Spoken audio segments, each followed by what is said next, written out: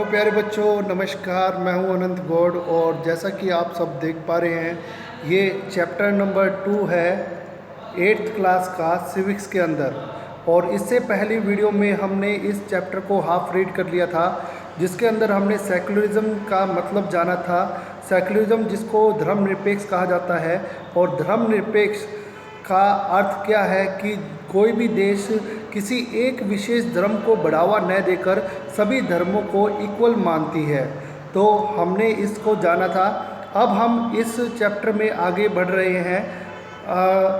इसमें अब हम देखेंगे कि यहाँ पर आप पिक्चर के माध्यम से भी ये देख पा रहे हैं कि भी यहाँ पर मस्जिद दिखाई दे रही है, मंदिर दिखाई दे रही है, गुरुद्वारा दिखाई दे रहा है, ठीक है। और नीचे लिखा हुआ है हम साथ साथ हैं, यानी कि हमारे इंडियन सेकुलरिज्म में या भारतीय धर्मनिरपेक्ष में सभी धर्मों को इक्वल मानने का प्रयास किया गया है। अब जो भारतीय धर्मनिरपेक्ष है वो तीन तरह के ऑब्जेक्टिव को मेनली रूप से साथ में लेकर चलता है। फर्स्ट जो ऑब्जेक्टिव है उसके अंदर बताया गया है कि that one religious community does not dominate another. कोई भी एक रिलीजियस कम्युनिटी दूसरे रिलीजियस कम्युनिटी को नहीं दबाएगी, यानी कि एक धार्मिक समुदाय दूसरे धार्मिक समुदाय को नहीं दबाएगा। जैसे कि उदाहरण के रूप में अगर हम देखें कि जो हिंदू है या मुसलमान है, ये दोनों ही धार्मिक समुदाय हैं। कई बार ये देखा जाता है कि भी एक समुदाय दूसरे समुदाय को नीचा दिखाने का प्रयास करता है। दूसरा ऑब्जेक्टिव जो उद्देश्य है वो भारतीय धर्मनिरपेक्षता का ये है कि भी कोई भी सेम रिलीजन के अंदर अपने मेंबरों के साथ में या कोई एक मेंबर दूसरे मेंबर के साथ में डिस्क्रिमिनेशन नहीं कर सकता है या उसको दबाने का प्रयास नहीं कर सकता है। इसी तरह से तीसरा जो पॉइंट दे रखा है कि भी कोई भी स्टेट है, कोई भी राज्य है, वो किसी एक पर्टिकुलर धर्म को मनाने के लिए बाध्य नहीं कर सकता है और ना ही किसी व्यक्ति की धार्मिक स्वतंत्रता को छीन सकता है। तो इस तरह से जो भारत में जो सेकुलरिज्म को लागू करने के लिए भारतीय संविधान कई तरह के कार्य करता है। तो सबसे पहले अगर हम देखें जो इंडियन स्टेट है वो कई तरह के जो कार्य करता है, जिससे कि भारत में किसी तरह का जो किसी के साथ में भेदभाव ना हो। तो पहली जो उन्होंने जो स्ट्रेटेजी योजना बनाई है कि खुद को जो भारतीय स्टेट है वो खुद को अपने आप को रिलीजन से अलग रखता है, यानी कि धर्म से अपने आप को अलग रखने की प्रथा रखता है। इसके अंदर ये बताया गया है कि भी भारतीय संविधान में ये कहा गया है कि भी कोई भी जो स्टेट है वो किसी एक पर्टिकुलर धर्म को नहीं अपनाएगा और ना ही उसको प्रमोट करेगा। तो इसलिए हमारे देश में ये देखा जाता है कि भी जितने भी जो सरकारी दफ्तर है या गवर्नमेंट जितने भी ऑफिस है, जिसके अंदर जो है गवर्नमेंट स्कूल हो गया या पुलिस स्टेशन हो गया, कोर्ट हो गया, है ना, या कोई भी ऑफिस हो गया, वहाँ पर किसी एक धर्म को बढ़ावा नहीं दिया जाता या एक धर्म को प्रमोट नहीं किया जाता है। अब यहाँ पर एक स्टोरी बोर्ड दे रखा है प्यारे बच्चों, आप सभी को दिखाई दे रहा होगा। तो इसमें क्या बताया गया है कि एक गवर्नमेंट स्कूल की पिक्चर को यहाँ पर दिखाया गया है, जिसमें बच्चे जब छुट्टी के समय अपने टीचर से पूछते हैं कि सर अब आने वाला जो फेस्टिवल है क्या हम स्कूल के अंदर बना सकते हैं या उसको सेलिब्रेट कर सकते हैं। तो टीचर जो है उनके मना कर देते हैं, कहते हैं कि भी जो गवर्नमेंट स्कूल होता है उसके अंदर हम किसी भी तरह के धार्मिक उत्सव को नहीं बना सकते हैं। और गवर्नमेंट प्रत्येक धार्मिक उत्सव की छुट्टी करता है या हॉलीडे करता है, तो हॉलीडे के दिन भी आप अपने घर पर उस फेस्टिवल को मना सकते हैं। अब इसमें इस जो स्टोरी से हमें ये समझ में आया है कि जो ऐसा जो गवर्नमेंट स्कूल में या गवर्नमेंट जो जगह होती है, ऑफिस होता है, तो वहाँ पर हम किसी एक विशेष धर्म को क्यों नहीं जो है सेलिब्रेट कर सकते हैं। उसका कारण क्या है कि जो भारतीय संविधान सभी धर्मों को इक्वल मानता है। अगर किसी एक विशेष धर्म की सबसे ज़्यादा जो सेलिब्रेशन किया जाएगा तो वो समानता के अधिकार के विपरीत होगा। और ये जो है ये सभी जो सरकारी जो जितने भी स्कूल में अप्लाई करता है, मगर एक विशेष बात ये दे रखी है कि ये जो रूल है जो एक धर्म को अपनाने जो एक धर्म को सेलिब्रेशन करने का रूल है वो प्राइवेट स्कूलों में नहीं अप्लाई होता है। अब हम आगे देखते हैं कि जो ये गवर्नमेंट की दूसरी योजना क्या है। पहली योजना तो जिसमें गवर्नमेंट खुद को धर्म से अलग रखती है।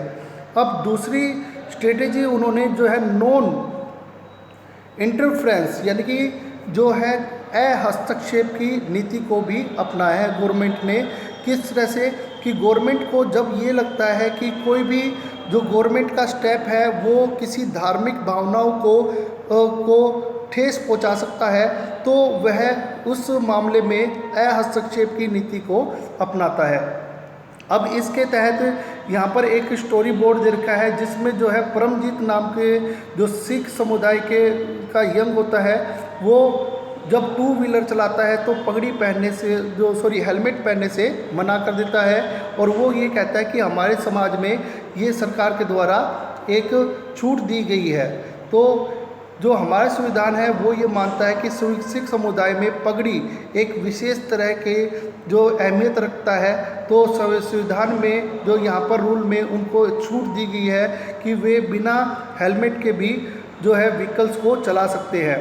फिर इसके अंदर तीसरा जो मेन स्ट्रेटेजी बता रखी है कि जो गवर्नमेंट है वो कई मामलों में इंटरफ्रेंस भी करते हैं। जो इंटरवेंशन माने क्या होता है, जो दखल अंदाजी भी करती है या हस्तक्षेप करने का भी कार्य करती है। तो आपको पता ही है कि पहले हमारे समाज में जो अनटचेबिलिटी का बिहेव किया जाता था मगर अब गवर्नमेंट ने उसको ख़त्म कर दिया है। तो यह जो हमारे हिंदू धर्म में देखा जाता था जिसके अंदर जो सेम कम्युनिटी के अंदर जो हिंदू में भी जो अपर कास्ट के जो लोग होते थे वो लोअर कास्ट के लोगों को दबाने का प्रयास करते थे और उनको लोअर कास्ट को अनटचेबल माना जाता था, मगर अब इसको बंद कर दिया गया है।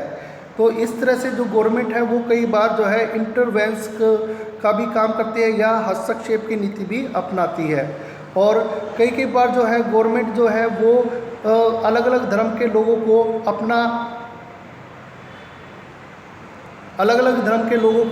अपना जो है अपने अलग से इंस्टीट्यूशन स्टैब्लिश करने या कॉलेज स्कूल बनाने की भी अनुमति देता है। कई मामलों में यह फाइनेंशियल सपोर्ट भी करता है।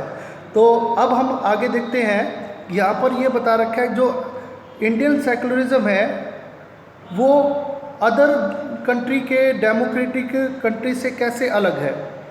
तो यहाँ पर एग्जाम्पल दे रखा है यूएसए का, संयुक्त राज्य अमेरिका का यहाँ पर एग्जाम्पल दे रखा है, यूनाइटेड स्टेट अमेरिका का।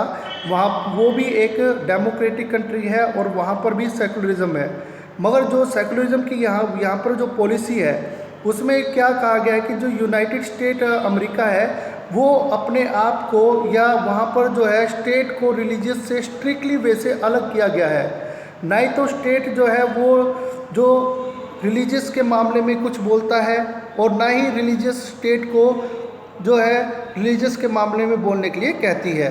तो इस तरह से जो स्ट्रिक्टली वे से यूएसए में ये पॉलिसी को अपनाया गया है। मगर हमारे हिंदुस्तान में भी सेकुलरिज्म है और यहाँ पर जो पॉलिसी जो है दोनों तरह की है। यहाँ पर कई मामलों में जो भारतीय संविधान हस्तक्षेप करता है और कई मामलों में हस्तक्षेप नहीं भी करता है। जो हमने यहाँ पर देख भी लिया है कि भी जो अनटचेबिलिटी जैसे जो बिहेवियर है उसको हमारे संविधान में जो हटा दिया गया है। हालांकि ये जो रिलीजियस से रिलेटेड मामला था मगर फिर भी उसको हटा दिया गया है। और भारतीय संविधानों ने कुछ अपने कुछ आइडियल्स बना रखे हैं, उसी के अनुसार बिहेव करता है। अगर पूरे समाज में इक्वलिटी को कोई भी चीज़ नुकसान पहुंचाती है तो उस मामले में जो भारतीय संविधान हस्तक्षेप करता है और सभी व्यक्ति को अपना खुद का धर्म अपनाने की, खुद के धर्म की व्याख्या करने की भी जो है अनुमति दी गई है।